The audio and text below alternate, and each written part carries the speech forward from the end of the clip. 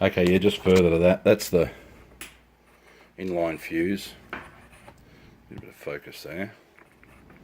And as you can see, there's an 80 amp in there.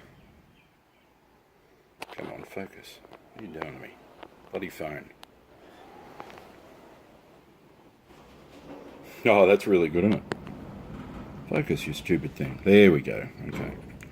There we go. Okay, you can see it's 80 amp fuse.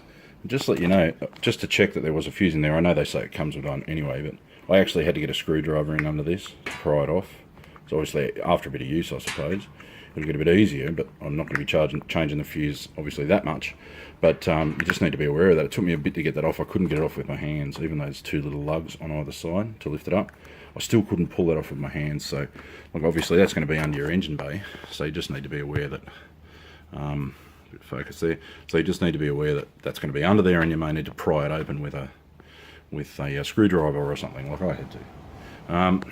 That's the battery box. I've just opened it up. I just want to show you before what I didn't show you. That's the underside of the actual battery box itself. Now, I'm no expert by any stretch of the imagination. It's the first time I've ever done anything like this, which is the reason I'm making these videos and also taking pictures, etc. This little thing there. Make sure the terminals are at the rear. Everything to me looks really well constructed. It's nice, thick cable, you know, we've got relays here. You know, everything's good and thick. There's not little cheap ass thin cable. Like, that's the wiring for the UHF or the GME. Now I know it's two completely different products. This one's got to draw power and so on, charging solar panels, etc. But that's the GME cable, and here's the KickAss cable in the battery box. So I'm just going to wire the battery up. I was just going to do that, and then I thought I'd stop and just show you. This is the first thing that you see when you open up your battery.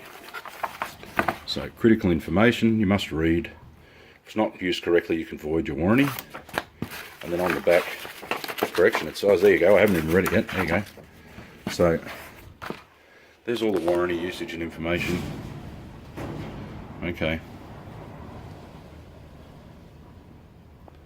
Now I'm just going to chuck my multimeter on in a sec and just check the voltage of it, just to give you an idea. So there's that. Comes in. This thing weighs, the battery weighs a bloody ton too. And the little foam bit, it's obviously the two rubber positive negative connections over the top. That's the battery itself. Oops. Oh yeah, little battery tester thing. Little sparey thing you can use, battery tester. And I've got a voltmeter and everything on my in the battery box. But obviously there you go. So that's not bad. You get a little free battery tester with it. You can, and because they're just screw-in terminals on these, you know, unscrew it, check it, not a big deal. Alright, so I'm just going to pause this one and I'll get the battery out the box and you can have a look at it.